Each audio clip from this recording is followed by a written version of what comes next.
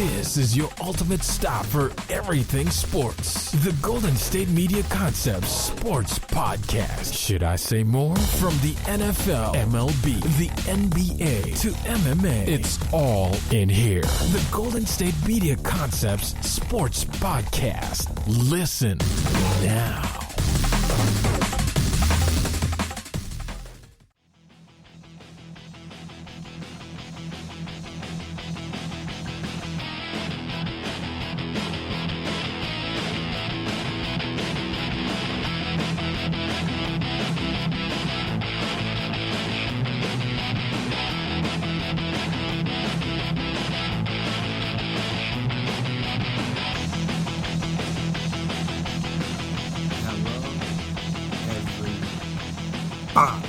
Welcome back to another episode of GSMC Sports Podcast with my GSMC Podcast Network. As always, my name is Chris Blades, and before I get started here today, I want to make sure I remind you guys, if you haven't already, subscribe to the podcast.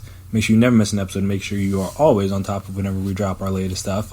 If you could as well, please give us a 5-star rating, write us a nice review. It's very helpful. It's very appreciated.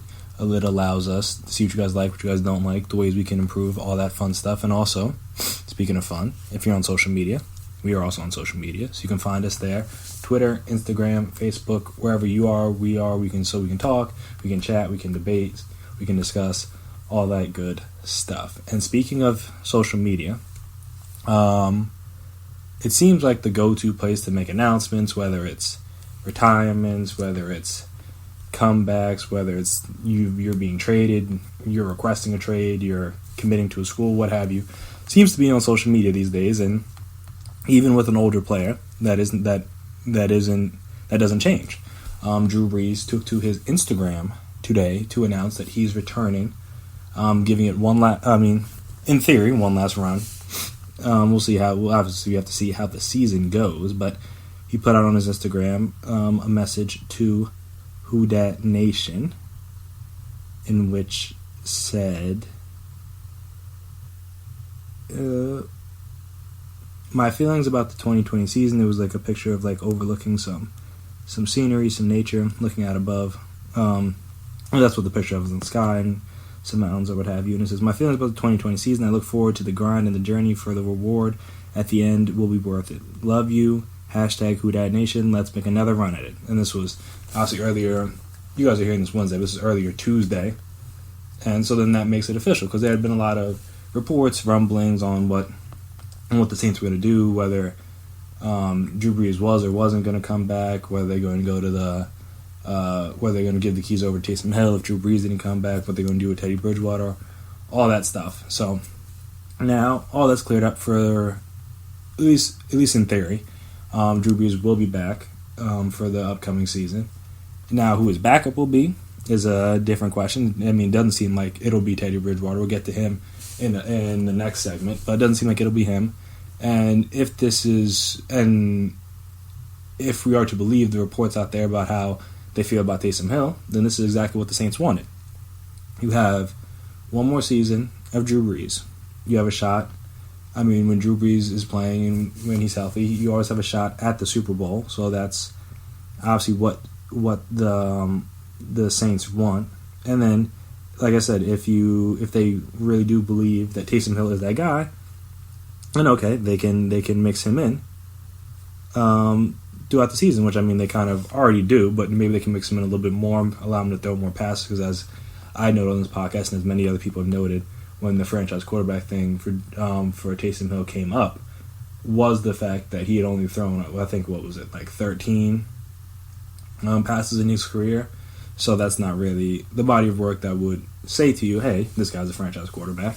But, like I said, having another year, being able to mix him in with different packages, allow him to, like I said, do more than run, do more than just play like that H-back, slot, tight end role, allow him to actually do some quarterback things, mainly dropping back and passing the ball, while also still keeping Drew Brees. So you still, like I said, you still have your guy, still have your leader, still have the guy that you believe that can take you to, I mean, though maybe they still believe that with Taysom Hill, but in the immediate future, have the guy that they believe can take them to a Super Bowl, then it makes sense. like I said, it makes sense for all parties involved. Drew Brees really going anywhere at this point was kind of weird in my personal opinion, just because like there seemed to be no like rift or dissension within the organization. I mean, with Phillip Rivers, as we talked about moving on, that makes sense. They were kind of heading in a different direction. He wasn't that good last year, and maybe it had just run its course there in LA with the Chargers. Tom Brady, not exactly the same, but a similar thing. Like everybody's with him and Bill Belichick kind of always forever linked. No one will ever know who was more important in their success. And I mean, at the end of the day, it's really not that important. But I mean, these are guys with egos, with opinions about how much they bring to the table for the team. So you could see, all right, maybe Tom Brady has pride, another word you could throw in there, and so you could see Tom Brady maybe doing something where he's like, all right, this is probably the one chance I have to show people that I could do something without the help of Bill Belichick. Now it's a little late in his career for that, but I mean that's a different. But if he thinks he can do it, maybe he can. Though I mean, I guess we'll have to wait and see if that actually does in fact happen. Because at this point, until he plays in a different team uniform, it's all just speculation. So we'll see how that goes. Though, I mean, it is noteworthy that Belichick did have the plan in place to try to did have the succession plan in place, I should say, years ago before they had to trade Jimmy G because Kraft wasn't having it. So, I mean, for both of them, it's time to slip. But I just, like I said, I'll believe Tom Brady is playing for a different team when the paperwork is signed and he officially. I mean, probably still won't even hit me until like training camp, honestly, when he's actually like, oh, okay, he's not really in the Patriots training camp kind of thing. But with Drew Brees, there didn't seem to be that. There wasn't like this, like, oh, we need to find a way to get him out of here thing. It was more so like, hey, if you come back, cool, you can help groom Taysom. If you don't come back, all right, then we just have a plan in place. It wasn't like they were. It never really seemed like they were going to be the type to run him out of town, if you will. They were always gonna. If he comes back and he plays, he was going to be their guy. So that always kind of seemed like a logical step to me for the Saints, just because, like I said, he's been their guy for forever now. How long has it been since? 2006. Yeah, he's been their guy since 2006. Won them a championship, obviously. One of the more, if not most, beloved athletes in the city of New Orleans. So I guess it would have been weird to see him. Would have been weird to see them run him out of town. And also, in fairness to him, he played very well last year. I mean, only played 11 games due to like the thumb injury, but completed 74% of his passes. Threw for almost 3,000 yards, 27 touchdowns, 4 interceptions, like I said, with missing 5 games. So you could only imagine what those numbers would look like if you had in at least 4 of those games, if not more. Though people are starting to worry a little bit about his downfield throwing ability, which, I mean, at his age is a real concern. So it's just like, how do you factor that into how the Saints are going to run their offense next year? It's because it's clear that Drew Brees still very cerebral, still can get the ball where it needs to be when he needs it to be there for the most part. But as you saw, I think it was I know there was the one interception in the playoffs against the Vikings in the double coverage, which was more of a bad decision than it was bad throw, though it was also a bad throw. But like I said, it was in double coverage on a deep route, and he underthrew it, and it got picked off. And a similar thing happened in the playoffs the year before against the Eagles. Even though they won that game, the first play of the game, tried to go deep to Ted Ginn, underthrew it, and that got picked off. Well, their first offensive play of the game, I'm pretty sure. And that got picked off. So you can see the deep ball is not really there. And, I mean, they haven't really had a guy that could get deep, so it hasn't really been that necessary. But that's something that you have to worry about when you, like I said, when you get older quarterbacks. Their athletic ability starts to fade, obviously. Their strength starts to fade a little bit. Their arm strength starts to fade a little bit. And, I mean, it's not like Drew Brees always had, like, a solid arm, but it wasn't like he never had, like, a Mahomes or, like, an Aaron Rodgers type of arm where he could just do things that very few people could. He could put the ball where other people couldn't, but he couldn't. Like I said, there wasn't a whole lot of. There weren't like too many throws. You're just like, oh my god, how was he able to? I mean, I guess he more so, like I said, how did he fit that in there? Not like how was he able to get that ball that far down the field. So that was never really that big a part of the game. No, obviously he was never a bad deep ball thrower, but it wasn't like his main thing. His accuracy was always been his main thing. And with the deep ball fading, then that is a slight concern for the Saints offense, because obviously, as you saw, that when they tried the one big shot, they had Taysom Hill in there and throw it, and he threw the ball 50 yards in that same playoff game. So it would be interesting to see. But I mean, in my opinion, like I said, this made sense for both sides. It made sense for Drew Brees to go back and finish his career out, give it one last go around with the franchise he's been with for over, what was it, like 12, 13 seasons at this point.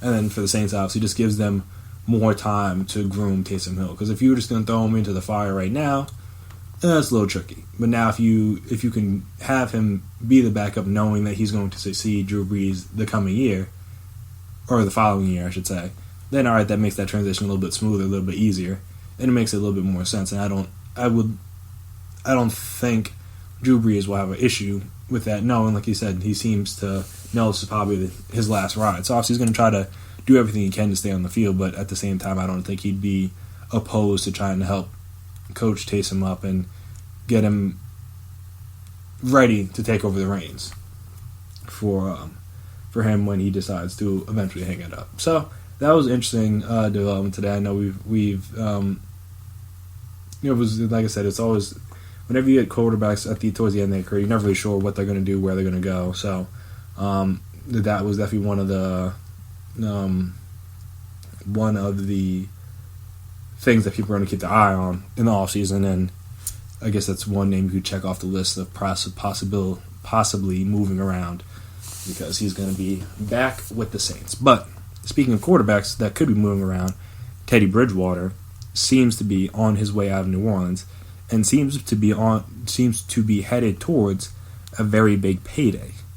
So we're going to talk about that payday and who it could be with right after this break. So stay tuned.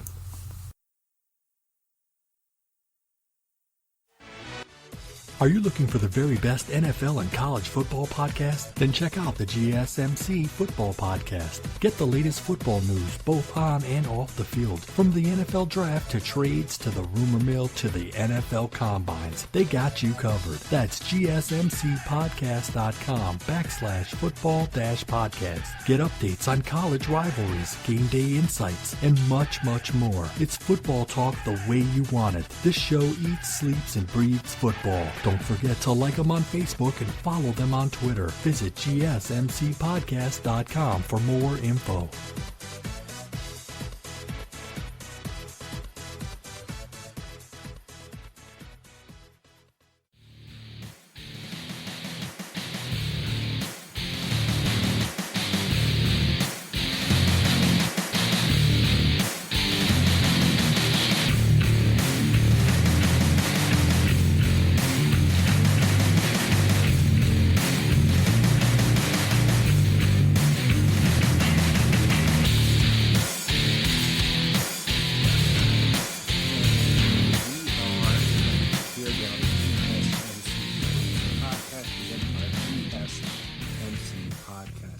So, as we said, with Drew Brees coming back to the Saints, that means that now gives Teddy Bridgewater the opportunity to possibly leave, most likely leave the Saints.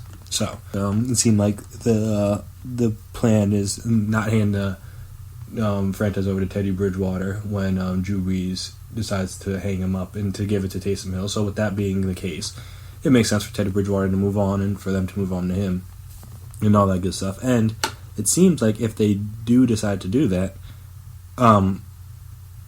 Teddy Bridgewater is expected to have a very strong market. I mean, it's reported that he could potentially get in the ballpark of $30 million a year, which is kind of absurd. But that's the benefit of being a free agent.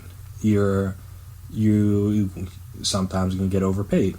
So, I mean, if you look at Teddy, and even if you look at just this past season, only started 5 games. In those 5 games, completed 68% of his passes, threw for about 1,400 yards, 9 touchdowns, 2 picks, only about 7.1 yards per attempt, almost 100 quarterback rating. So, like I said, outside the yards per attempt, but I mean, it's never really been Teddy Bridgewater's thing. He's not really a deep downfield guy. And I mean, when you have a guy who can win underneath it in the intermediate area like Michael Thomas can, you don't really need to go deep all that often. But yeah, I mean, he was exactly what the Saints could have hoped for when they decided to bring him back on the 1-year deal. And I guess when he decided to sign the 1-year deal, it was like, all right, you sit behind Drew Brees, learn from Drew Brees, and if anything happens to him, you can go in there and win us some games. And that's, like I said, that's literally what he did for the Saints. So it kind of all, I mean, outside of the fact that the Saints didn't parlay that into any postseason success, it kind of worked out as best it could for both sides. Like I said, the Saints didn't miss a beat when Drew Brees went down, and also Teddy was able to showcase himself to still be, if nothing more than, at the very least, is a capable starting quarterback in the NFL. I mean, what his ceiling is, or how good can he be, or if he's an All-Pro, Pro Bowl, that kind of thing. All right, that's a little bit more of a discussion. But as of right now, I mean, at the very least, he's better than some starting quarterbacks in the league, and that's part of the reason why he's going to have, in many people's eyes, a very strong market. Because as I have talked about, as many people have talked about, there is a lot of teams that are in need of some quarterback help. So, Teddy, and like I said, Teddy seems like a very viable option. I mean, again, he seems to be pretty much removed from the horrific injury he had a couple years ago now. Still only, 27, 28 years old. And at the very least, even though he might not be great, he's always going to be solid. He may not ever put up 40, 50 touchdown passes, but he's usually not going to go out there and lose you very many games. I mean, his last full years as a starter was in 2015 when he was only 23, second year in the league, went 11-5, threw for over 3,000 yards. Now, only threw for 14 touchdowns. That's a bit of a problem. But I guess with the Vikings, they had a good defense. They didn't really need him to do that much. I'm pretty sure that was the year that had they... I'm trying to... I think it was the year that they lost to the Seahawks on the last second. I think it was Blair Walsh or somebody that he just completely hooked a very, very short field goal. So they could have won a playoff game, potentially more, with Teddy Bridgewater in there. So like I said, does he necessarily raise your ceiling that much? No, but he doesn't really lower your floor either. And that's, I mean, at the very least, that's a good thing to have in the NFL. You can live with the guy that's not gonna kill you, as opposed to a guy that may do some wild things, but then there's other times where he could completely derail your team in a particular game. Like I said, that's not necessarily Teddy Bridgewater's MO. So it makes sense to why you have a pretty big market. Now, with that market, where would he go? So if you're looking at some of the top spots for him, I mean, the one that seems to get not the one that seems to get talked about a lot, but the one that seems to make at least some degree of sense in terms of where the team's located, style of offense, all that kind of stuff. The first team that probably makes a lot of sense is the Colts. Now, I know there have been some rumblings that that may be a potential Phillip Rivers spot as well, just because I think he has some connections to that coaching staff, so he wouldn't be coming in completely brand new. But again, Phillip Rivers looked a lot worse than Teddy Bridgewater did, even in those 5 games, and he's significantly older. So, I mean, you're in theory, you could have Teddy Bridgewater start the next 4 to 5 years, as opposed to Phillip is maybe this 1 year, then now you're back looking for a quarterback again. And if you do well enough, you're out of the running for a Trevor Lawrence or Justin Fields type. So then I don't know how beneficial that would be. But nonetheless, the Colts make some semblance of sense just because the things that they had, if they, again, this is assuming they decide to move on from Jacoby Brissett. He's a guy that can do a lot of the same things that Brissett could do, and also like this offense is not really going to necessarily be asked to be put on his back entirely. They like to run the ball a lot, like to do a lot of short passes. They didn't really attack down the field too much. I mean, obviously they have T.Y. Hilton, but unfortunately for him, he's like always a little bit nicked up, so you never really know if you're going to have him. And because of that, they can't necessarily utilize that part of their offense, the downfield part. And with that, like I said, they try to go more shorter, timing route type stuff, and that I feel like could fit right into what Teddy Bridgewater does well. Like I talked about, his yards per attempt are never really going to be all that gaudy or all that high, but if you need him to just continuously move the chains and keep the ball moving and keep the clock moving and stuff like that, he can be that kind of guy. So that would make some semblance of sense. And also, I mean, one of the knocks on Teddy is like kind of the arm strength thing, and you don't have to worry about him playing in bad weather conditions too much. Obviously, you don't play every game at home, but you should know you have 8 games in a dome, just like you did. Just like you would have with the Saints. So that kind of makes sense. He's not going to like a cold weather city where you're a little bit worried about whether or not his arm strength will hold up in December or into the playoffs in like January, that kind of thing. So that wouldn't be a concern for the Colts. So that's why I could see that a little bit. Though I mean, obviously Brissett moves a little more as a runner than Teddy does. But I mean, but the Colts have a good O-line, so that might not be that big of a factor. But it's one of those things. If they decide to move on, that seems like a decent spot. I know people have mentioned Vegas. Vegas is a little weird to me, just because I don't know if that's necessarily. It seems like they want to go after Tom Brady, which makes a degree of sense because he's Tom Brady. But also, that doesn't really jive with the first year in Vegas. You're kind of going to want to, in theory, I'm not saying just do this for the sake of doing this, but in theory you'd want to have a nice face to get the new fans excited to come out to the games. And I don't know if Teddy Bridgewater is that guy. Granted, I don't know if Derek Carr is that guy either, but I don't know if that one makes too much sense to me, just because, like I said, if you're going to change, like Derek Carr and Teddy Bridgewater aren't really all that different, in my opinion. So I don't know if you're going to go from one to the other. I don't really know. I mean, I think Teddy's probably a little bit of an upgrade, but it's just like I don't know if that's going to get the fans excited per se. Those Vegas fans. So that one doesn't make sense too much. The Bears make a degree of sense because again, Mitch probably isn't it. I know he kind of took a step back this year. Or not probably. He definitely took a step back this year. No offense to him, but he did. He took a step back, and then obviously the Bears as a team, because of that, took a step back. So they are, even though they seem to be committed to him, they've said they've committed to him. That may just be talk. Well, again, we have to see what happens once the free agency opens up. But Teddy to the Bears makes a degree of sense just because they just need, assuming the defense is still as good as it was this year and even the year before, they just need like competent quarterback play. They don't need Patrick Mahomes. They don't need Lamar Jackson.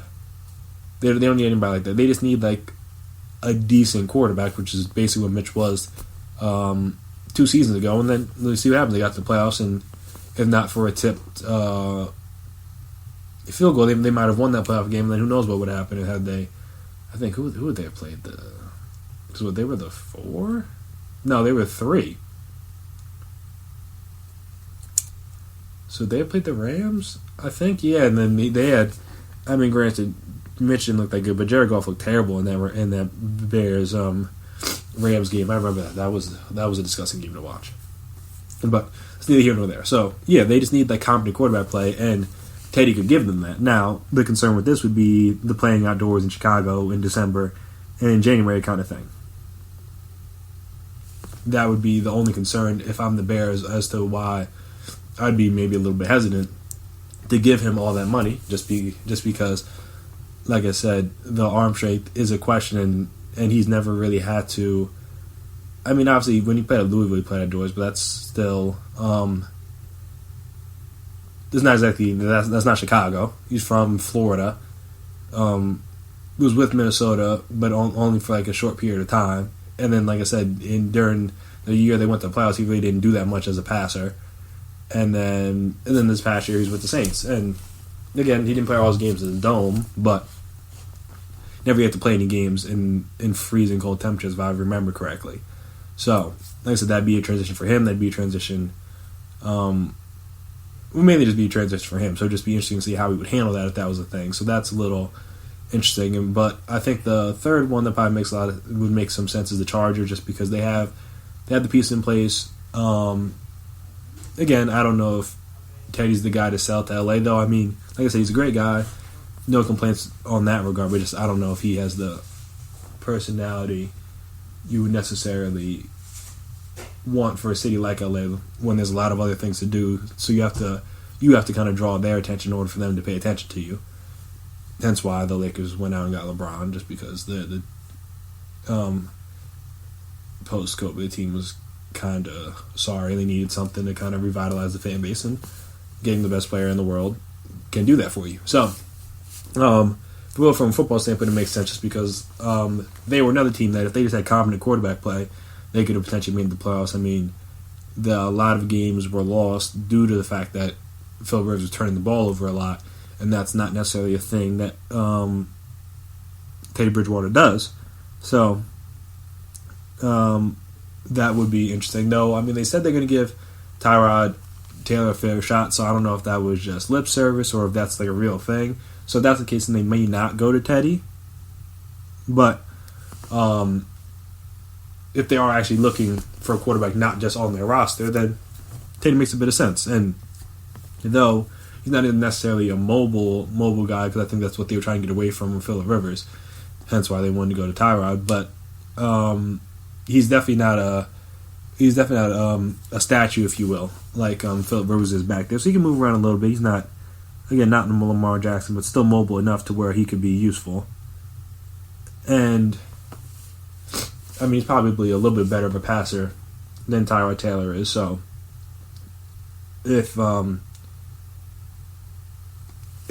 I said, if they're looking for something different from Rivers, then Teddy could fit that bill. And yeah, so those are probably the three that make sense. To me, the Colts, Bears, though again I'm still worried about the cold weather, and then the Chargers just because in terms of like where those teams are at. Like the Chargers are ready to win now. Teddy's 27, 28 years old. Same with the Bears, 27, 28 years old. It would fit right in their timeline. You're not really having to wait a year or two to try to build the team up. No, obviously, I mean, everything can improve, but it's not really what you're going to try to do with Teddy in there. And then same with the Colts. I mean, they made the playoffs the year before. Did they make the playoffs the year before? Andrew Luck? I'm trying to remember. Yeah, I'm pretty sure they did. Hold on, I'll double check for you guys, but I'm pretty sure they did Andrew Luck's last year. And then obviously, like I said, they were thought to be a playoff caliber team before he retired. And then obviously, things when your best player retires right before the season starts, that kind of puts a dampen on things. But yeah, okay, they did. Yeah, they did make the playoffs. Yeah, they beat Houston. All right, but they lost Kansas City. All right, I thought I remember that correctly. But yeah, so then they were a team that was in the playoffs 2 years ago and was trying to get back, and maybe they would have. I mean, Jacoby Brissett missed some games, so that probably hurt them too. But get more consistent quarterback play, maybe they'll be back in the hunt. And then obviously the division's a little iffy because I mean the Texans, they're not really that good, but they're not really bad either. Same with the Titans, they're not really like the best team in the world, but no, they were in the AFC Championship game. But a lot of that was just Derrick Henry being unstoppable, and that's hard to simulate for 16 games. no, I guess not simulate, but that's hard to do for 16 games. Then you got the Jags, who knows where the Jags will be at this point next year. So it's a winnable division. So the Colts make sense, like I said, Bears and Chargers. So we'll see. That's another domino waiting to fall once NFL free agency hits. And like I said, there should be an interesting one with all the quarterback movement, whether it's trades, signings, all that fun stuff. So it's be something to keep our eye on, and something I would definitely be paying close attention to as the days go on and as we approach free agency more. So after this next break, we're going to transition to the NBA and a coach who kind of was on his way out for a little while, is officially out now. So we're going to talk about him, who that is, and where this team goes next. But yeah, so we'll discuss all that right after this break.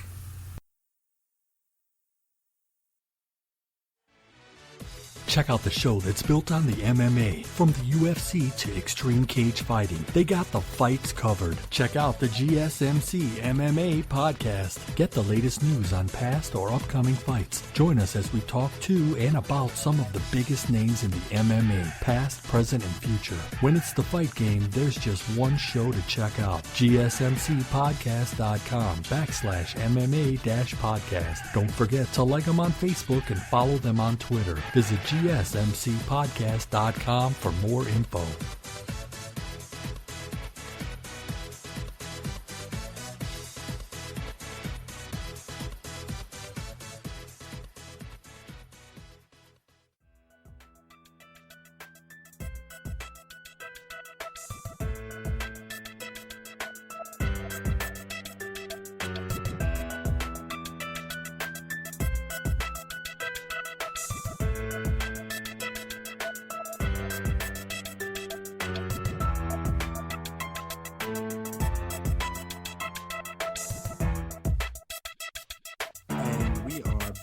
Here again on the GSMC Sports Podcast, presented by GSMC Podcast Network. So if you didn't know who I was talking about, it seems like John Beilein will soon be former coach of the Cleveland Cavaliers, as Woj tweeted out here, again, Tuesday night, that John, after a brief and tumultuous tenure, John Beilein is leaving as Cleveland's coach. Associate head coach J.B. Bickerstaff will be elevated to the head coach. Beilein's expected to say goodbye to staff and players on Wednesday upon teams return from the All-Star break. So this is kind of something that had been brewing over I'm trying to see when it officially came out. But it came out sometime over this weekend, just randomly. Oh yeah, John Beilein might be out as head coach, which was, it's the Cavs, so it's not like anybody's that's kind of surprised. But it was just kind of a random thing out of left field. But yeah, now it seems like it's official that he will be leaving and JB Bickerstaff will be taking over. And it's one of those things where it was probably always destined to happen at some point. Especially after the whole thugs, slugs comment that he came out. It seems like at that point there's only so much you can do to win back that locker room, especially when the team's that bad. You got players actively. Let's say players seemingly unhappy. Obviously people can put on different fronts of social media, but it seems like whether it's Kevin Love, Tristan Thompson, whoever, they seem to be unhappy in their positions and in the state of the team. So it only made sense. And that's just kind of the risk that, unfortunately, you take when you bring on a college coach, especially an older one. Because, when you look at the guys who, not just in basketball, but in football too, when they bring in college guys, a lot of these guys young or upstart kind of guys, just because in theory they think they should be able to connect better with the young players and the millennials and the social media area and all that fun stuff. But John Beilein was kind of the opposite of that. He was a guy that was in college for a while. He's 67 years old. So, though he's a college guy and has been around young guys before, and that's kind of the reason why they brought him along. They thought he'd be able to develop some of those young guys you still have to be able to connect with professionals. At a certain point, there's a difference between college guys and professionals, even if they're still young. Because I mean, in college, you're the coaches obviously have more power than the players do. The players are obviously, as everybody knows, are playing for free, and then the coaches always can hold over their head, like taking away their scholarship or getting them to the NBA or giving them more playing time, all that stuff. And when you're a professional, that stuff kind of goes away, because again, these guys are making money. They have their own brands that they're trying to build and create. And so they're not, I mean, not that they're not worried about what the coach has to say, but there's only so much they listen to you when things aren't going well. I mean, it's easy to get a bunch of, let me not say that. It's not easy. But it's easier, I would believe, to get a bunch of college kids to buy in when you're hitting a rough patch, and when it's a bunch of NBA guys where it's like, hey, look, at the end of the day, we're still getting our money, we're still getting paid. Like, all right, this season's might not be great, and especially, I'm focused more on the young guys, because older guys, they don't really seem to like losing. So, I mean, no one likes losing, but especially guys like Kevin Love, Tristan Thompson, they were here during the best the best days. Some of the best days with this Cavaliers franchise, obviously the best day ever when they won the championship. But it's going to be tough for them to buy into a coach when he doesn't seem to be connecting and things aren't going well. And the same thing when you have younger guys who I don't know if it was just the young guys, but I know there was reports coming out a while ago about how players were already going behind Beilein's back, in a sense, and like talking to Bickerstaff about certain things, as opposed to going to the head coach and talking to him. So like, once you hear stuff like that, and again, obviously with the Thugs and the Slugs comment, it was only a matter of time until John Beilein was out. So it's unfortunate for him, but like I said, it was just something that eventually was going to happen. Whether it was now, whether it was at the end of the season, didn't really make a difference. It was bound to happen. So it just happening a couple months earlier. And it gives them time to go find a good college job. So that's nice of them to a degree in order to get him out of there. But yeah, it seems, like I said, he struggled to connect to the players and was never able to implement his college offense as much as he would have. Because at Michigan, he definitely had some very good offense. I mean, led them to Final Fours, national championship games, stuff like that. So he always had a good pedigree. So you would think, all right, he'd come in and be able to do his thing. But I was reading a report, I think it was on ESPN, that opposing teams were saying that like the stuff he was doing in college is not what he was running now. He was running more traditional NBA sets, and obviously that's more predictable and hard to be successful with when you don't have the necessary players. Because I mean, not that not to degrade the Cavaliers, but obviously they're not necessarily they're not the best roster in the NBA. So you can only do but so much with that team.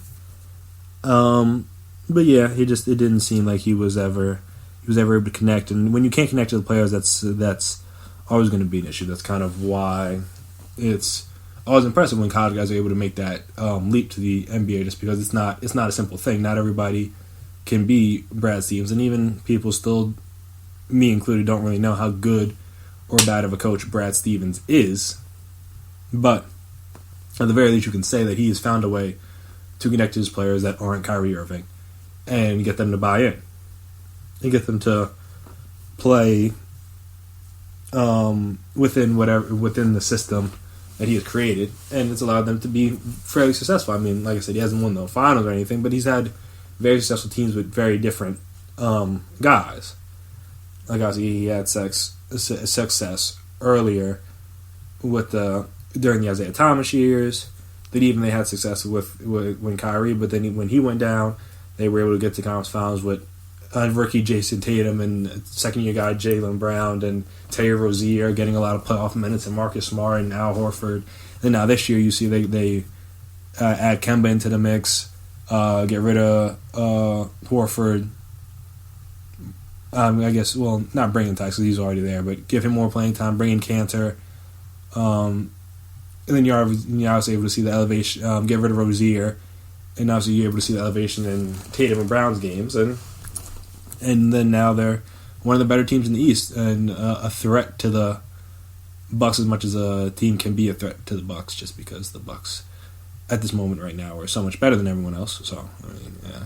But nonetheless, they are putting together a great season, and he's probably the guy that people look at whenever they say, all right, whenever you get a guy from college, like, oh, you can hope he can be the next Brad Stevens, hope he can be the next Brad Stevens, and it's just not that simple. It really isn't. I mean, you can look at, again, different sport, but you see when Nick Saban, who's arguably the best college football coach ever, went to the NFL, things didn't work out. Now, was a part of that because they weren't able to sign Drew Brees? Yes. So I think had they been able to get Drew Brees, all right, maybe the course of his NFL coaching career goes a little bit differently. But still, not everybody can have success at both levels. So Brad Stevens may necessarily be the exception, not necessarily the rule. But like I said, that's kind of what the Cavs were hoping for, and that's not really what they got. So, I mean, Bickerstaff is a guy who's coached in the league before. You'll at least be able to see how it plays out over the last, I guess, quarter of the season, third of the season, somewhere around there. So you see how it plays out, see how the team plays, see if they get better, see if they improve in any way. And then you can decide from there, like, all right, is Bickerstaff worth keeping on for another year, or worth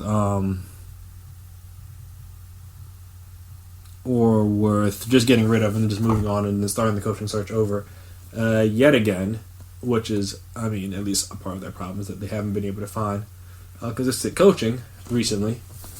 But yeah, I mean, but that's just, I mean, unfortunately, that is the life of Cleveland sports, is that there's always a little bit of dysfunction. It seems like if you don't have any dysfunction in there, things aren't really going right in Cleveland.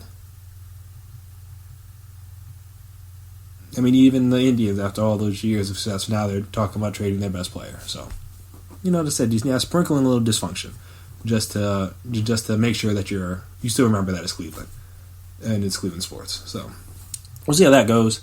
I mean, obviously the Cavs aren't that good right now, so there aren't really many reasons to talk about them. But when you lose your head coach, that's definitely a good enough reason. So we'll see what happens with him, and obviously, again, we'll see what happens with Beilein, who, over the course of his college career, amassed a record of 571 wins to 325 losses, made the NCAA tournament last 4 seasons at Michigan, including a Final Four appearance in 2017, 2018.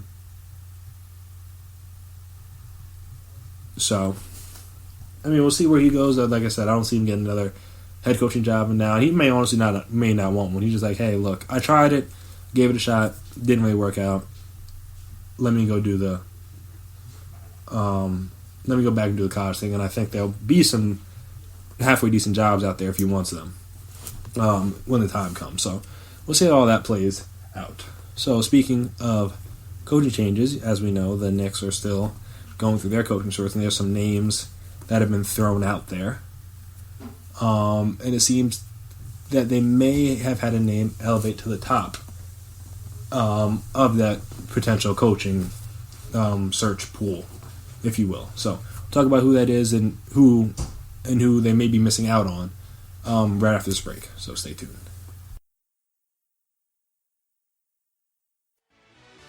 Are you looking for help for your fantasy football team? Check out the GSMC Fantasy Football Podcast. Get today's best advice on who to start, who to sit, even who you should draft. From sleeper picks to red-hot lineups, they got it all covered for you. That's gsmcpodcast.com/fantasy-football-podcast. We'll cover traditional leagues, dynasty, PPR, even IDP leagues. When you need fantasy help, there's just one show to hit up. Don't forget to like them on Facebook and follow them on Twitter. Visit gsmcpodcast.com for more info.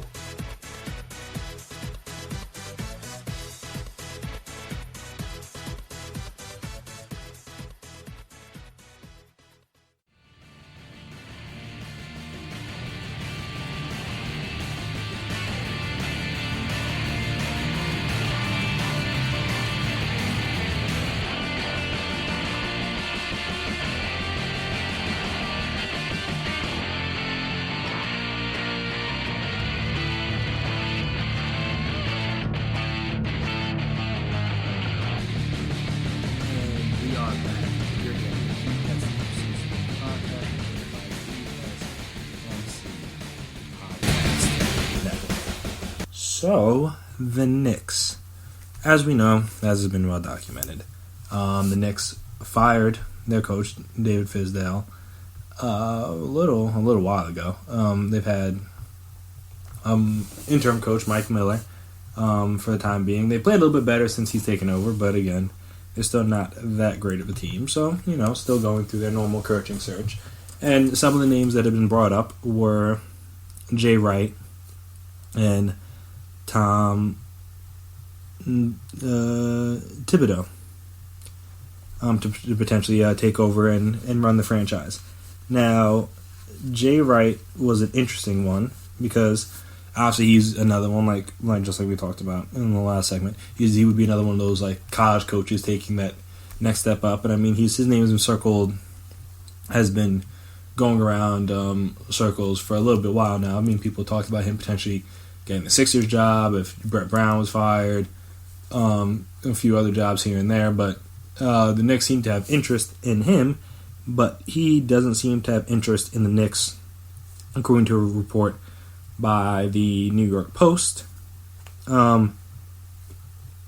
It seems as if at the very least it is Tom Thibodeau's job to lose at this point. I mean, they also report interest in Jeff Van Gundy, but I mean I'm never really a big fan of when teams go back and like, oh, let's get this coach that was here many years ago. Like, no. I mean, Jeff Van Gundy hasn't coached in a while.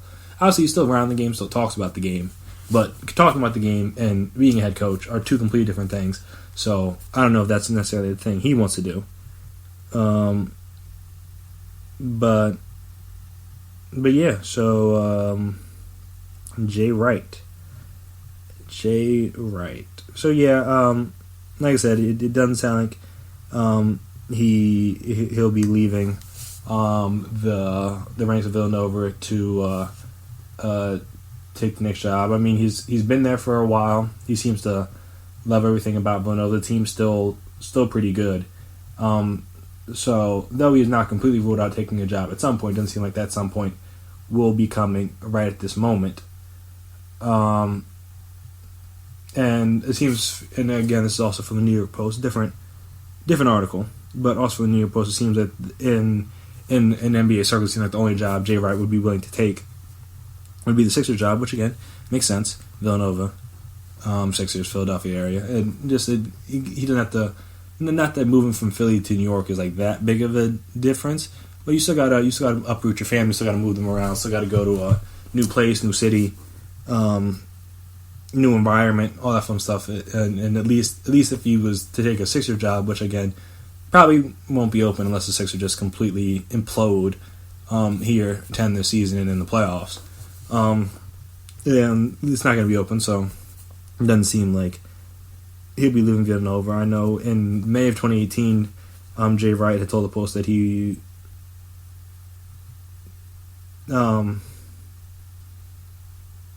that not talking to the Knicks, I guess, about the job at that time had everything to do with Villanova and just how much he loves Villanova.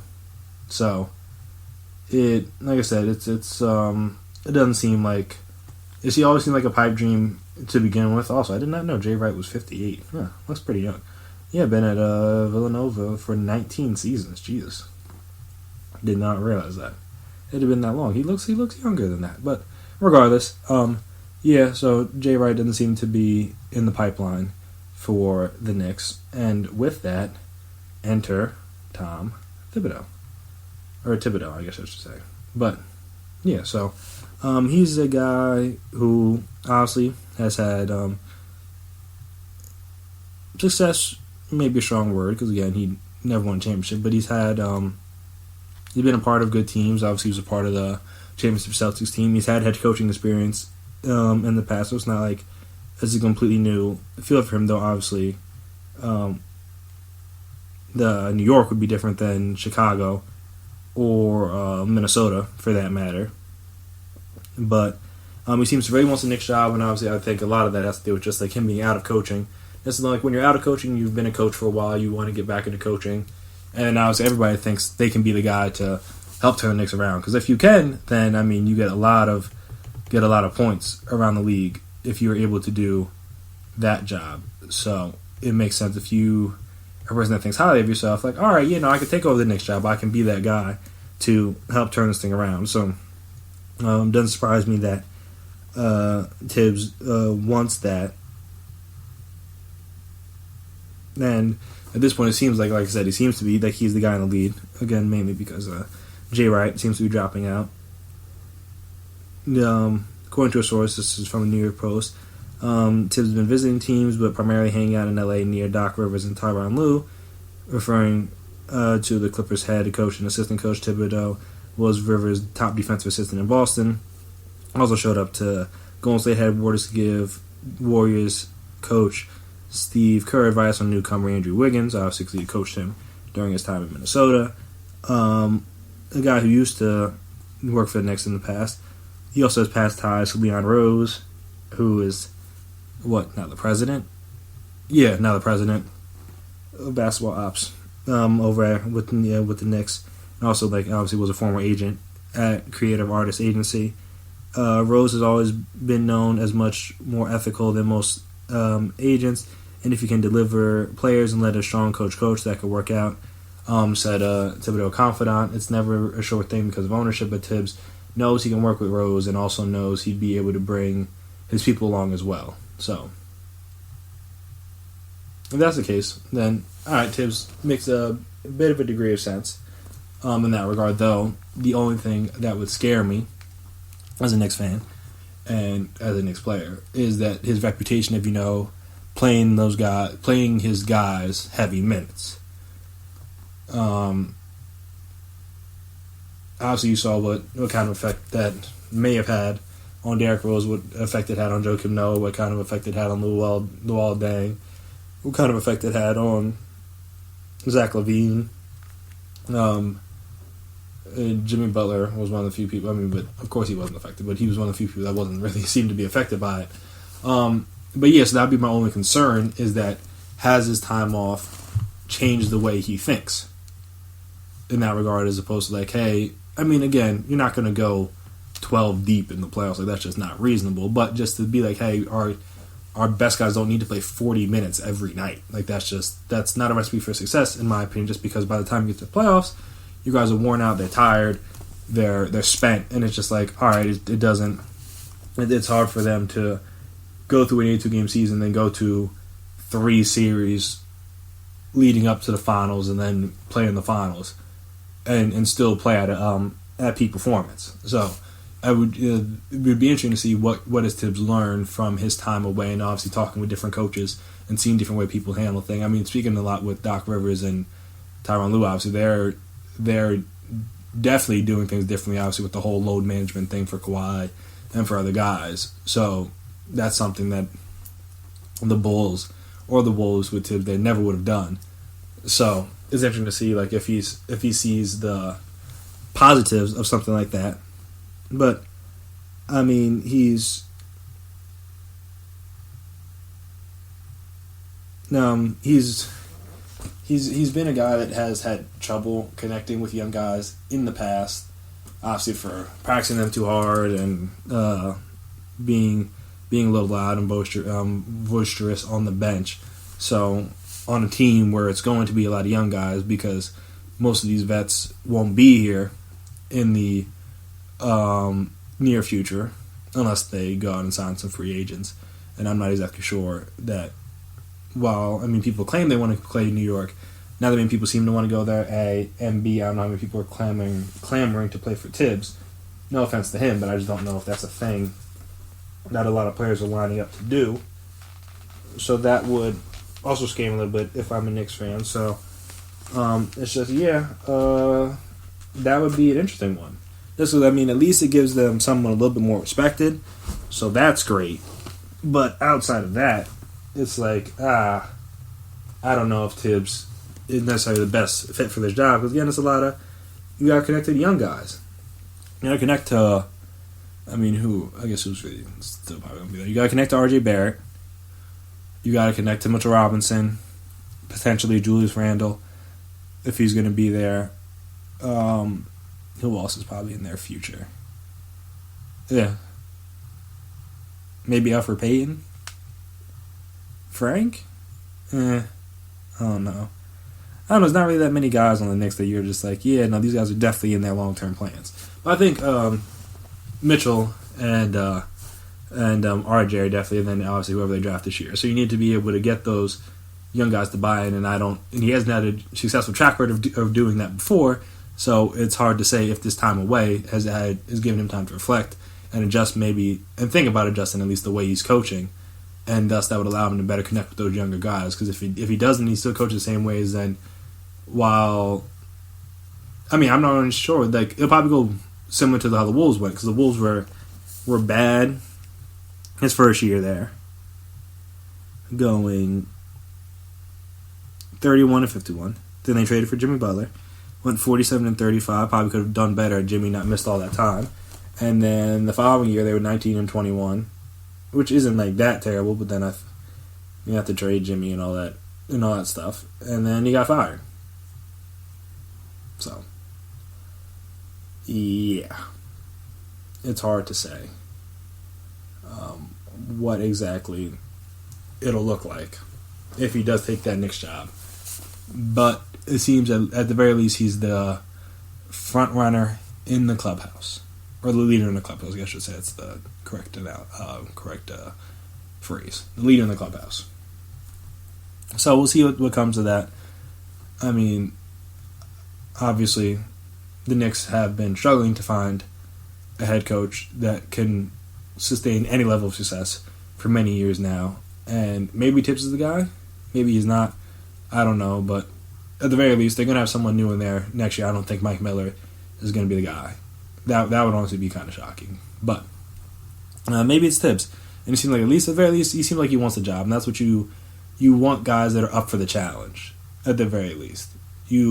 How successful they'll be, you don't really know until they do the job. But you at least want guys that are going to be up for the challenge and ready for it and prepare for it and come into there with the right state of mind and the right mind frame and all that stuff. You don't want guys that are going to shrink in the moment and not be able to handle the pressure of being in New York and all the media and all the scrutiny and all the ire from the fans that comes with it. So if Tibbs is ready for that, at the very least, that may be a good sign for the Knicks if they decide to give him the job. But we'll see what happens with that if any more news comes out of that anytime soon, and if Tibbs is maybe even hired soon before the end of the season.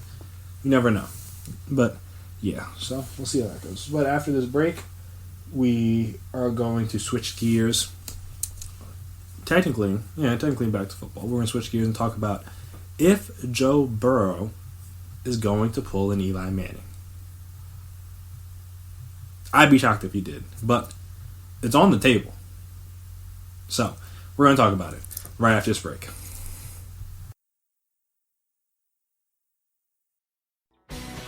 Are you looking to get your college football fix? Looking to get the latest news on your favorite school's team? The GSMC College Football Podcast is your ticket to all things college football. Join us as we talk college football from the national championship, the college rivalries, the bowl game, to the Heisman Trophy. To which conference is the best? We've got you covered for the Big Ten, SEC, Big 12, the Pac-12, ACC, and everything in between. Download the GSMC College Football Podcast on iTunes, Stitcher, SoundCloud, Google Play, or anywhere you find podcasts. Just type GSMC in the search bar.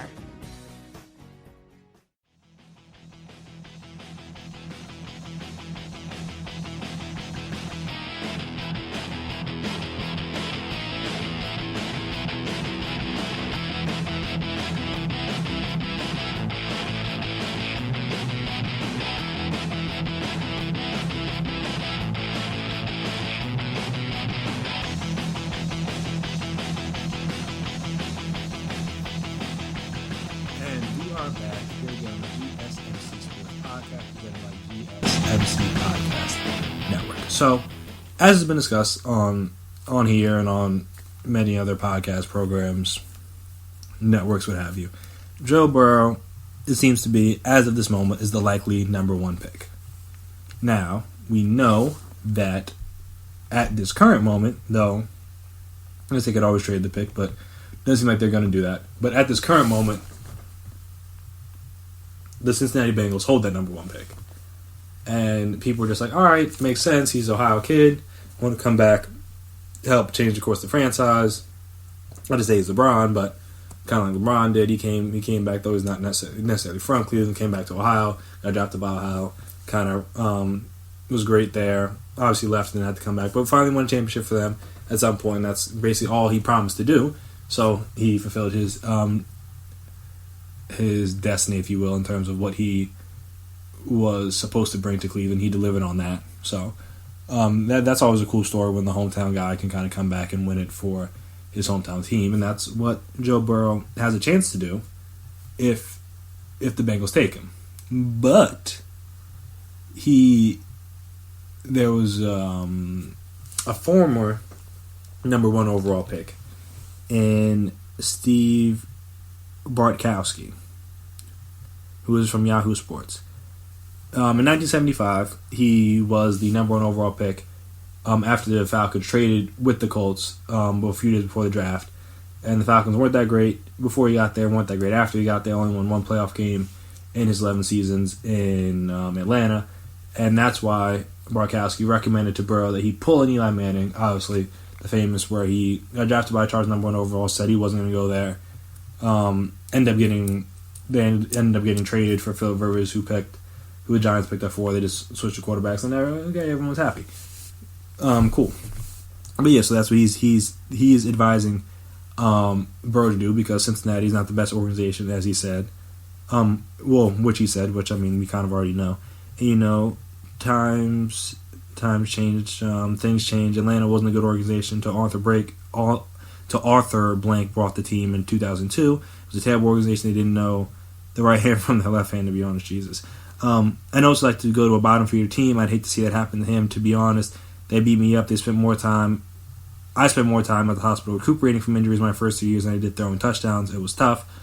He said Bartkowski and Burrow met at the Davey O'Brien Award event Sunday night in Fort Worth, Texas. That's when Bartkowski, who is in the Falcons Ring of Honor, funny enough, advised Burrow and his family to say no to Cleveland. They're Ohio guys, he said. I might have offended them by telling them that, but if it's the Bengals, I think I'd pull an Eli Manning on that one. I said, you've got a chance to do that. That's happened. I mean, I forgot John Elway kind of did the same thing before Eli Manning did it, but obviously Eli's the more recent example. And Joe Burrow kind of danced around the subject, basically said if they select me, but he did acknowledge that he does have some leverage. They have their process, I have my process. We haven't even gotten to the combine yet, obviously. There's a lot of things that can happen leading up to the draft and a lot of information gathered. Right now, focus on being the best football player I can be. I'm in a unique spot. Blah, blah, blah. Said he hasn't talked to Carson Palmer, who was the number 1 pick by the Bengals in 2003, and the brother of Burrow's private quarterbacks coach, Jordan Palmer. Carson Palmer recently ripped the Bengals for not being driven to win. If you do have a conversation that happened down the road, Burrow said, we're super focused. I've only been there a week, and it's all ball right now. So, it seems at least, I mean, Joe Burrow's he's like 23, so he's not a young guy. He's mature. So he does seem to realize what he has, and that is leverage. And I mean, that's the best thing you can have in a lot of situations in life, is the leverage. You want to be operating from a place of advantage as opposed to disadvantage, and that is where Joe Burrow is at now.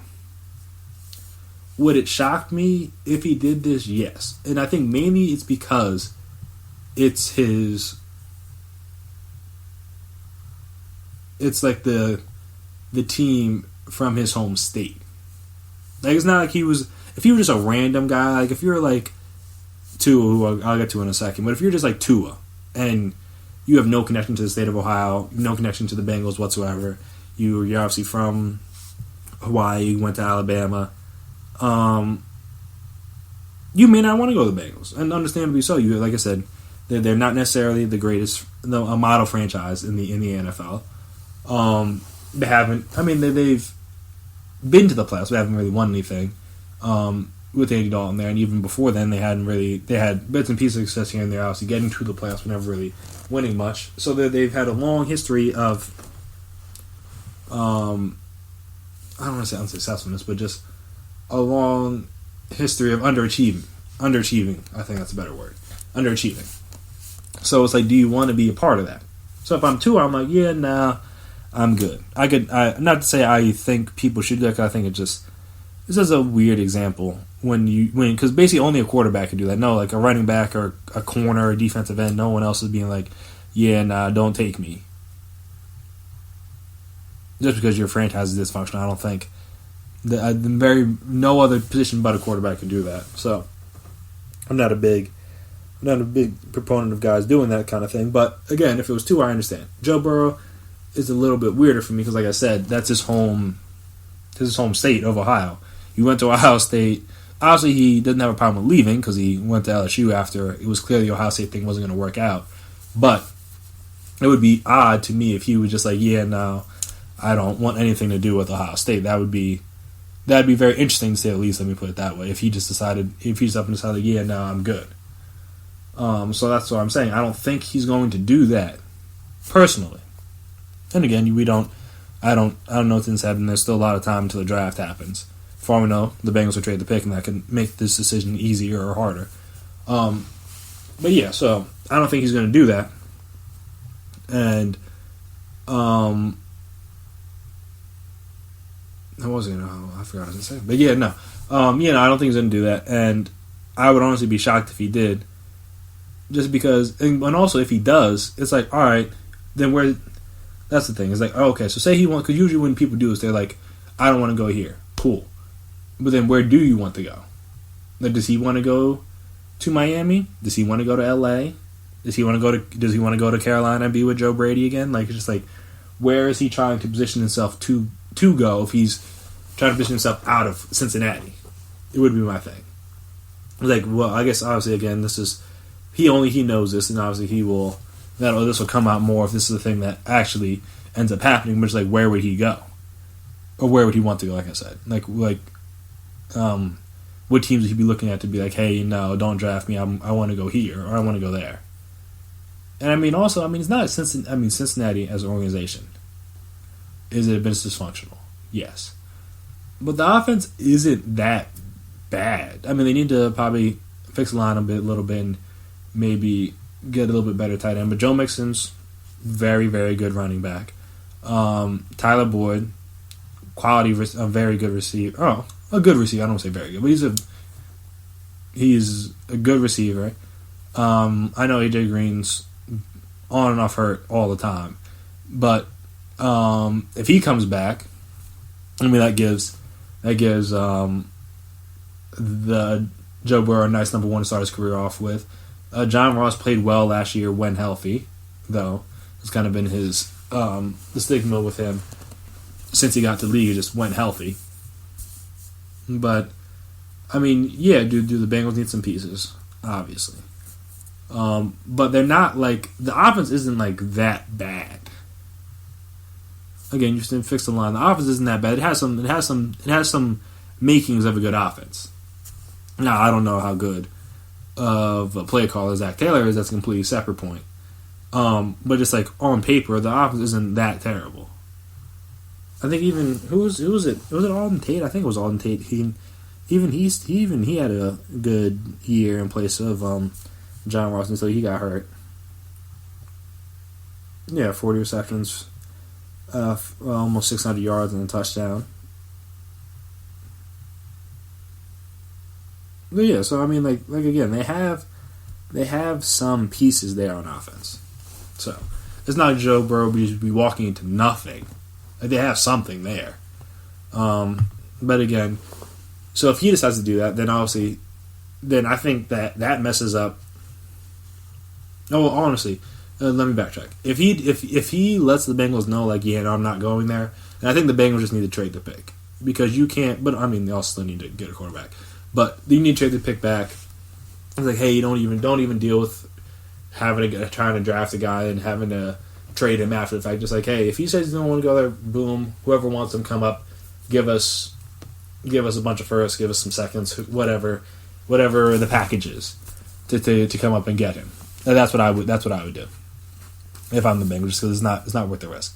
But like I'm saying, if Joe Burrow does do that, which I don't think he will, but if he does, then how does that shake out the rest of the quarterbacks? It's like, all right, like I said, the Bengals still need a quarterback. As happened with the Eli Manning thing, the Chargers did find a guy that was willing to go there, and Phillip Rivers, and obviously didn't work out in some Super Bowls, but it worked out pretty well overall for them.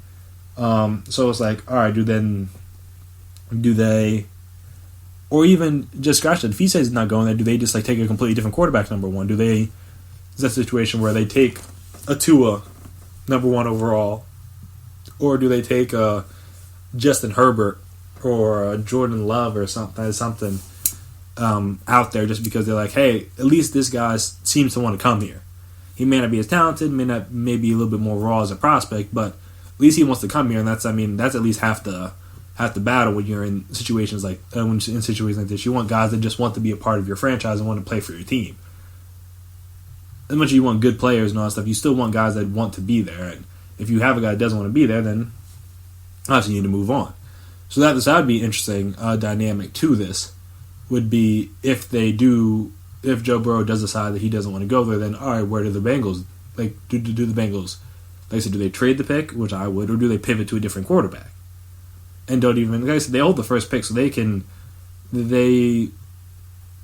most teams with the first overall pick know not going to say well in advance, but they know before that clock starts on their time, they know who they're taking. So you can already communicate with him. If you already get the vibe from Joe Burrow going through meetings or meeting with him at the combine, pro days, individual private workouts, what have you, that he doesn't want to be there, then you don't even need to worry about drafting him. You can just bypass that and draft somebody else. If you meet up with another guy and he seems like, hey, this is the guy. You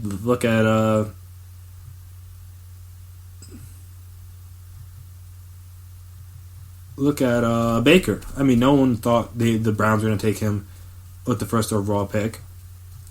No one was certain up until Cliff Kingsbury got hired that the Cardinals were going to take Kyler with the number one overall pick. So it's like, just because a guy at this time is the number one guy doesn't mean that by the time the draft comes around he'll still be that same guy.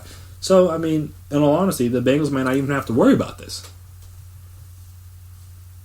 Because if Joe Burrow wants to come there, boom, cool, take him. If he doesn't, then you're off the hook. You don't even have to worry about picking him. You don't need to put yourself. I would not even put yourself in a situation like the Chargers did, where they just take Eli anyway.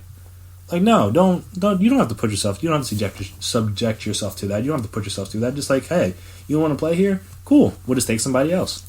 And I think that seems like a good idea from the Bengals' perspective. If Joe Burrow doesn't want to go there, then all right, either trade the pick or just take somebody else. But like I said, I guess we'll see how that plays out. Obviously, like Burrow said, there's a lot of time between now and then. We haven't even got to the combine yet. But it's just an interesting story to come out, just because obviously it's happened in the past, and a lot of people are worried about Joe Burrow because he's going to the Bengals, in terms of like, will he succeed or not? And that's obviously a lot of these success and failures of guys in the league is all situation and placement. So I understand completely why people are scared, just because the Bengals haven't really shown a level of dedication to winning that it would seem that Joe Burrow or any franchise quarterback would want when they come into a team. So it's like, hey, we may need to find somewhere else to go if this isn't the right fit. Because, like I said, fit's almost as important as talent in the NFL. You can be as talented if you want, but if you're put in a position where you're not going to be successful based on the offense or the defense or the people around you, whatever, then it doesn't matter. So we will see how that plays out. So after this last break, we're going to come back, and before the games start back up, I think they start up again on Thursday for the NBA. We want to talk about like I said, the quarter and third, however you want to say, season left. How are these awards looking? Who's in the lead in these executive awards, in my opinion, and to see just like how they're gonna play out down the stretch. So we'll talk about that stuff right after this break.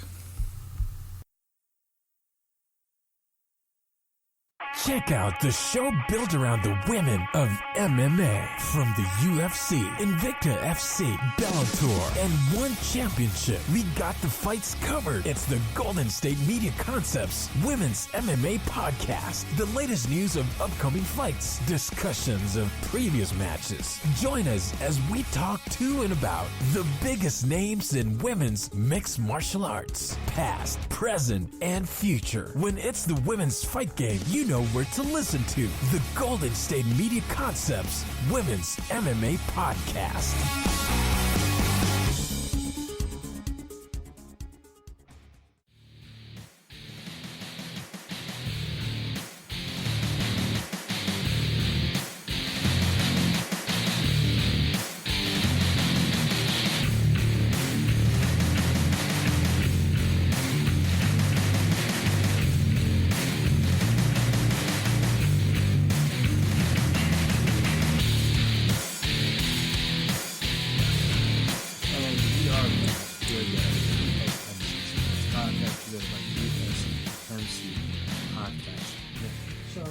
Major awards. Like I said, about the season is winding down. We only got about teams got 20, somewhere between like 25 and 30 games left in their season, depending on how many games they've already played.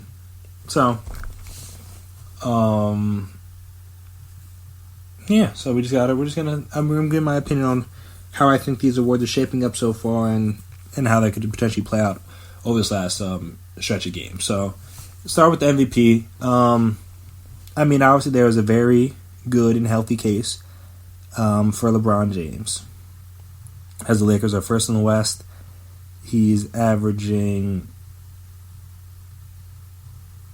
25, 7, and 11 assists. Jesus. I forgot he was averaging that many assists. But yeah, shooting almost 49% from the field, from three is whatever, his free throws whatever. Because that's not really what he's known for. But again, still shooting, and this is what year 17, age 35. Yeah, age 35 now. Still putting up absurd numbers, leading the league in assists, mind you, as a point forward. Like I said, got the Lakers in the first 1-1 seed in the West, so you could definitely make a case for him. And if you do, I'm not that mad at you. But in my opinion, it's probably got to be Giannis. I mean, they have the best record in the league by like over 4 games. He's averaging 30. He is averaging 30. 13.5 rebounds, almost 6 assists, a block and a steal a game, shooting 55% from the field, 31% from 3, which is an uptick, so that's good for him, shooting about 5 a game, so you can see he's made the effort to at least work on the shot. It's still not great, but he's working on it at least. He's up his rebounds from last year. His are down a tick. His blocks and steals are down a tick, but I think that's probably because he's only playing 31 minutes a night. Because, again, their team is just so good. But, yeah, so I said he's averaging more points.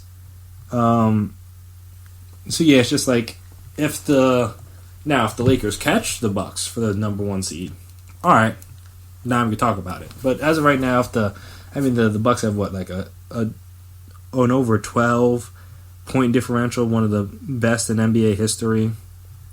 So, it's like, yeah, It's hard. I mean, the only reason they wouldn't do it is just because of Giannis fatigue, which would be kind of crazy. Seeing as they would be giving it in theory to LeBron, who's won a number of these already. But yeah, the Bucks, barring some sort of collapse back to the pack, during the last part of the season, they're gonna finish with the number 1 seed in the East, maybe the best record in the league. And Giannis is clearly the best player on that team. So it'd be hard-pressed for me to give the award to anybody else. Though, I guess, like I said, we'll see how LeBron comes on here at the end. But as of right now, it's hard for me to give it to anybody else personally. Giannis is playing just as good, if not better, than he was last year. in less minutes. And he won the MVP last year. So, that would be difficult for me. Rookie of the Year, I mean, this one's kind of unfortunate because it would have been an interesting race if Zion was healthy, because obviously Zion's playing well since he's gotten back. But it's as of this moment right now, there's still what? There's still 5.5. I think that math is right. Yeah, 5.5 games back from the 8th seed in Memphis. So the only chance Zion would have of winning the award is if he gets the Pelicans to the playoffs. And if he did, then that would obviously mean knocking John Morant and the Memphis Grizzlies out of the playoffs, who is obviously the runaway Rookie of the Year, in my opinion, at this point. Though, I mean, there's obviously other guys playing well, but when you have a Memphis team that most people thought was going to be very bad at 2 games above 500 and in the playoffs at the All-Star break, it's hard press for me to say that anybody else should be getting the award. And he, I mean, as a rookie, he's the leading scorer, not even playing 30 minutes a night. But he is averaging 17 points, 7 assists, 3.5 rebounds, shooting 49% from the field, 35%, almost 36% from 3, 78% from the free throw line. Yeah, it's just, I mean, it would be hard. I don't really know if there's much of a case to be made for anyone else at this moment for Rookie of the Year, personally. Now, it doesn't mean, like I said, if John Morant, not John Morant, if Zion gets his team to the playoffs, then all right, we're having a different conversation. But due to the fact that that hasn't happened as of yet, and due to the fact that the Memphis Grizzlies are currently in the playoffs, then it was all right. I mean, yeah, and Zion's played like 10 games. Like, he hasn't even played that many games yet. It's hard. It's like the year when Embiid should have won the MVP. We played not MVP, Rookie of the Year. We played like only 39 games. It was like, all right, yeah, they ended up giving it to Brogdon. No, I thought they should have given it to Sarge, but that's the thing to hear over there.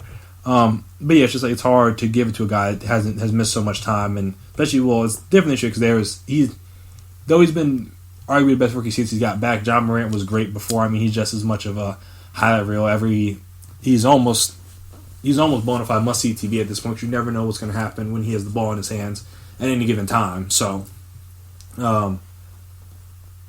as much as people are going to want to try to elevate Zion in this last part of the season, it's a Rookie of the Year, not a Rookie of 3 months. So it'd be like, again, Zion would have to make the playoffs and be the reason the Pelicans made the playoffs in order to knock out John Morant. And not that it's impossible, but I just don't see it happening at the moment.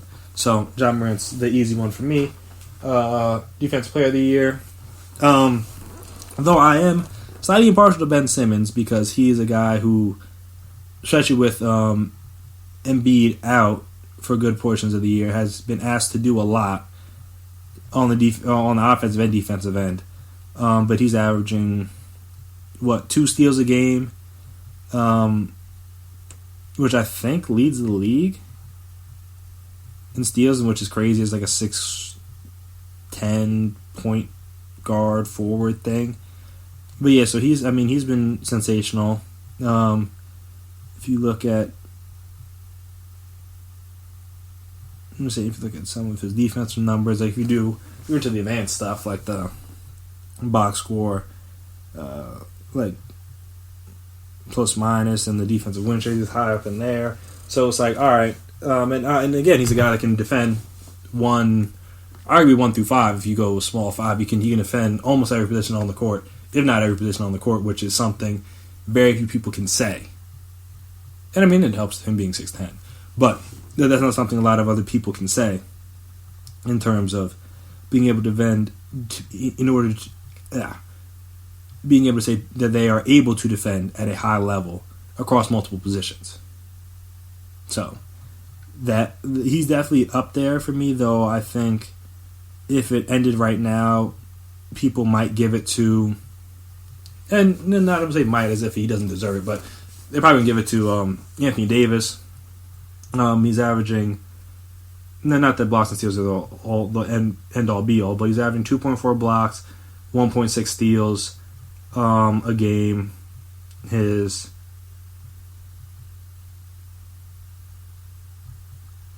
his defensive win shares and like box score and defensive box score plus minus for those advanced stat guys out there are up there with around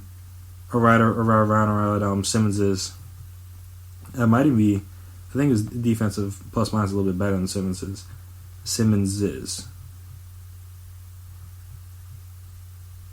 What happened? Oh, no, I was looking at John Murray. That's why I was confused. Oh, yeah, no. So, yeah, no. Anthony Davis he's been sensational. Again, a part of the reason why the Lakers have been so good this season. Obviously, he's been a guy that's been able to do it while also playing exceptional offense. A lot of these guys, when you look at them for Defensive Player of the Year, you're just like, these are strictly defensive guys. But he's also averaging, 27 points? He's leading the Lakers in scoring. He had 26.6 with 9.2 rebounds, 3.3 assists, shooting 52% from the field. His three's bad. But he's shooting 85% from the free throw line. So, it's just like, hey, it's hard to knock that. So, I could see them giving it to Anthony Davis, though. Like I said, I'm impartial to Ben Simmons in that regard, in terms of just how well he has had to play this year for the Sixers with, like I said, with Embiid being out so much. But yeah, so I guess moving on to what's the next one? Six man. People are probably going to give it to Lou Will again, which, again, not mad at all. Because, you could honestly give it to Lou Will every season.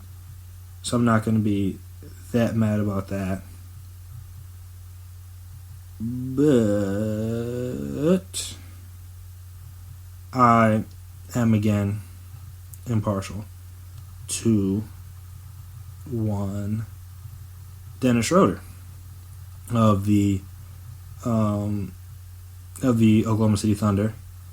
Obviously, I'm just gonna, when you bring up Lou Will's stats, he's averaging 19, 6 assists, 3 rebounds. So again, not having a bad season by any stretch of the imagination. But I'm trying to look up how many games he started this season. Oh, this is stupid. Why can't I find? All right, there's the Clippers. I know he's had to start quite a few games. Because obviously guys have been in and out of the lineup for the Clippers. So I guess not. He started 8 games. So I thought it was actually going to be more than that. He started 8 games.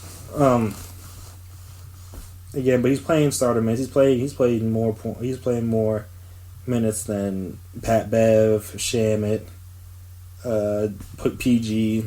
Obviously, PG plays less games. But he's playing more minutes than everybody but Kawhi, and Marcus Morris doesn't really count because he was playing a lot of minutes with the Knicks. So he's playing starter minutes off the bench. So it's like, it's hard to. I know technically he's classified as a starter, as a reserve, but it's hard to really say that with him. But when you look at Schroeder, he's averaging 19 points, 4 rebounds, 3 assists. So, again, not that the numbers are that far off. He started 1 game as opposed to Lou Will started 8. So, not that big of a difference, but, again, still started less games than him. And he's been a big part of OKC's success because that 3-guard lineup with him, Chris Paul, and Shai Gilgeous-Alexander has been exceptional this season.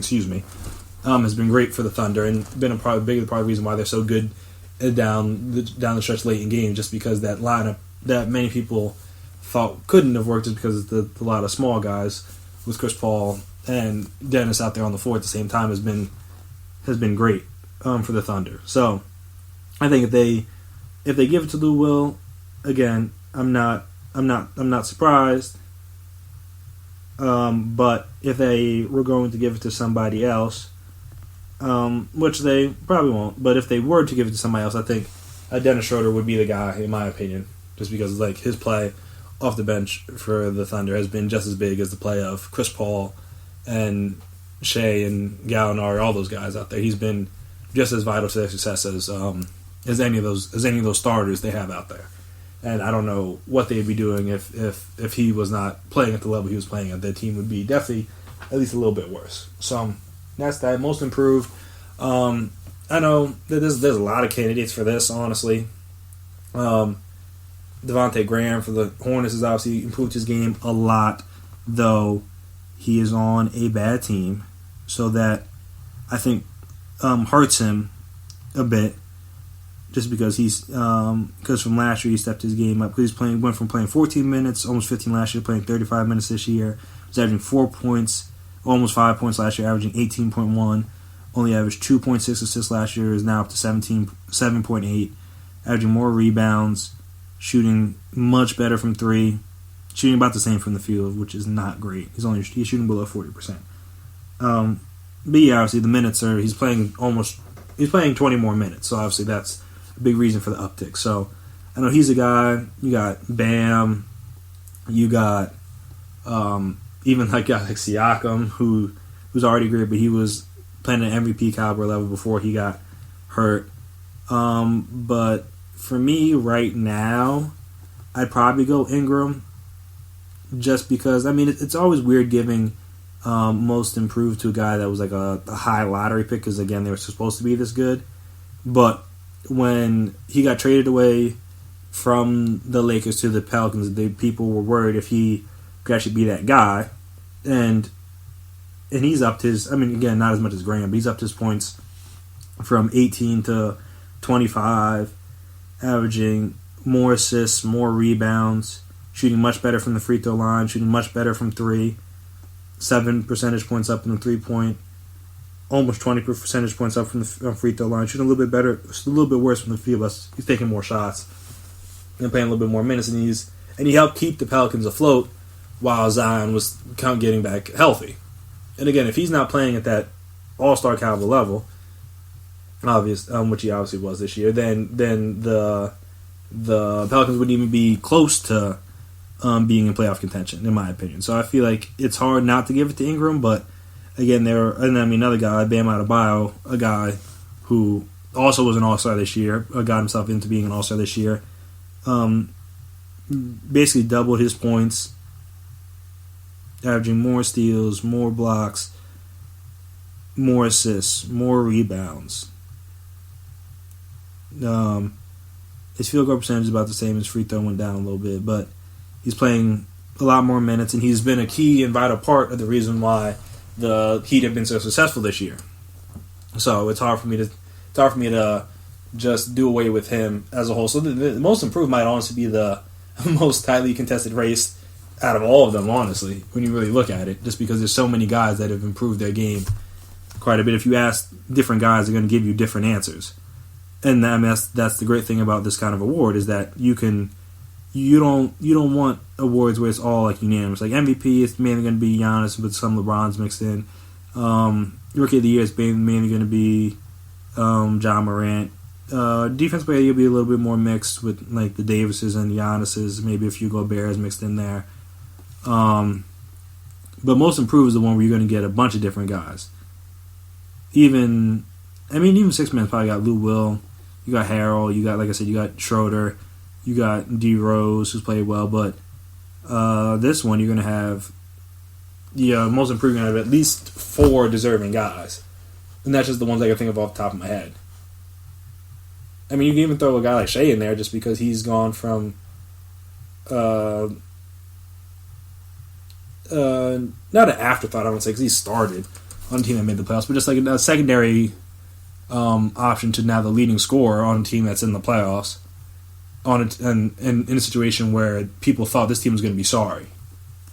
So, I mean, you even throw a guy, but he wouldn't be as high as the Ingrams and the Grahams and the Bams of the world. But because again, Ingram and Bam are the All-Star team, I feel like it's not a requirement for the award, but obviously that helps boost the case when you have a guy that was a solid player, now an all-star caliber player. That's the kind of improvement you're talking about. When you just no offense to Graham, but the Hornets aren't that good. So when I say it's easy to put up those numbers, but it makes it easier when you're a bad team. You can put up shots. Like I say, he's only shooting like 38% from the field or something like that. So that's not something you can do on good teams, unfortunately. And then last but not least, Coach of the Year.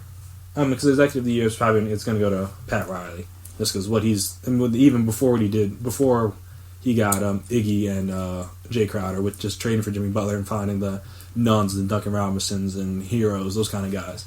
And that was enough to win him Executive of the Year. Like I said before, the other two moves, and if those work out, then it's a landslide. Though, I mean, Sam Presti probably still will get some votes just because of what he was able to turn that PG situation into. Well, that PG and Russ situation into, and still be a competitive playoff caliber team. That's not something many people thought. So he'll get some credit for that. But Coach of the Year is probably between Nick Nurse.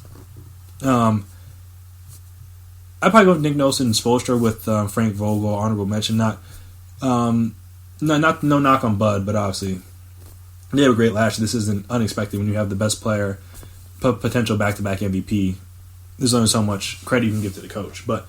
Yeah, I think it would probably between Nick Nurse and Spoelstra, just because they lost Kawhi, and they're better at this. I think they're better at this point last year than they were this year. And if they're not better, then it's definitely at least it's tied, or like they're only a game behind or whatever. But people thought they were gonna they might not make the playoffs. People thought they were gonna not even be a top 4 seed. And again, when you lose Kawhi, it's understandable. But I mean, they were good without Kawhi last year. I think that's what people forgot. And then you replace not the right word, but you bring OG back, who didn't really play that much last year, and he's been helpful. And then obviously they're getting key contributions from everybody. I mean, a lot of their guys have missed 10+ games, and that hasn't mattered. They're just whoever was in there is stepping up and making plays, which is a testament to the coaching. Where no matter who's in there, no matter what position they're in, they can always find a way to get the job done, and that's obviously been a big key for why the Raptors have been so successful so far this season, and thus why Nick Nurse is easily going to be one of the top candidates for Coach of the Year. They're second in the East right now, 40-15. I mean, are they a lot of games behind Bucks? Yes, but they're still a game and a half up on the 3 seed Celtics. So, I mean, that? But yeah. So then I said between him and Spoelstra, I guess you could add in Vogel, like I said, and maybe even throw in a Brad Stevens there, just because no one really knew what they were going to look like when they swapped out Kyrie for Kemba, and they've been great. Tatum's look better, Jaylen Brown's look better.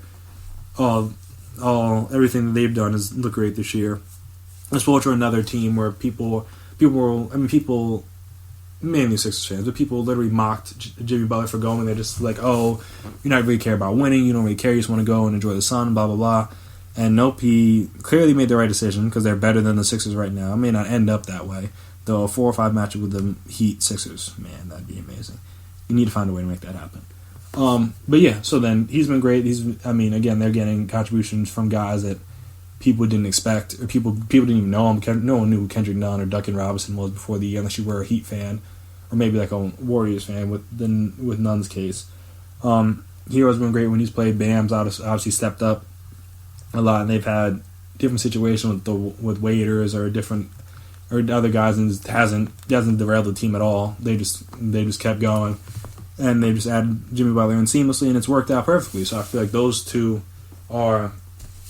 Him and Nick Nurse and Spoelstra are probably the two. I probably give the little bit of an edge to Nick Nurse just because when you lose a player of Kawhi's caliber, you're not supposed to just be just as good, if not better, than you were the year after. Especially when you get so many guys are missing games. So I think, like I said, that's testament to him. That's testament to the coaching staff. So I might give him a slight nod over Spoelstra, but that's probably another one that's going to be down to the wire in terms of like how close the voting is going to be, and it's probably just going to depend on how these teams finish up to end the season. So this is all something we'll keep an eye on out for the next month and a half, 2 months, as the regular season comes to a close, and see who kind of elevates himself and who kind of takes a dip in these award races. But yeah, so that'll do it for me here today on the GSMC Sports Podcast, presented by GSMC Podcast Network. As always, I want to thank you guys for listening. I want to remind you, if you haven't already, subscribe to the podcast. Make sure you never miss an episode. Make sure you're always on top of when we drop our latest stuff. If you could, please give us a 5-star rating, write us a nice review. It'd be very appreciated. And also, like I said, if you're on social media, we're on social media, so you can find us there. Twitter, Instagram, Facebook. We can talk, we can chat, we can discuss, we can debate. You can bring up topics you want to hear on the show. You can talk about why you disagree with some of the things I've said on the show or other people have said on the show. Obviously, it's just a fun way to banter back and forth about sports, which we all love, which is why we are all here. So, I've been Chris Blades. I want to thank you again for your time. And until we meet again, peace out.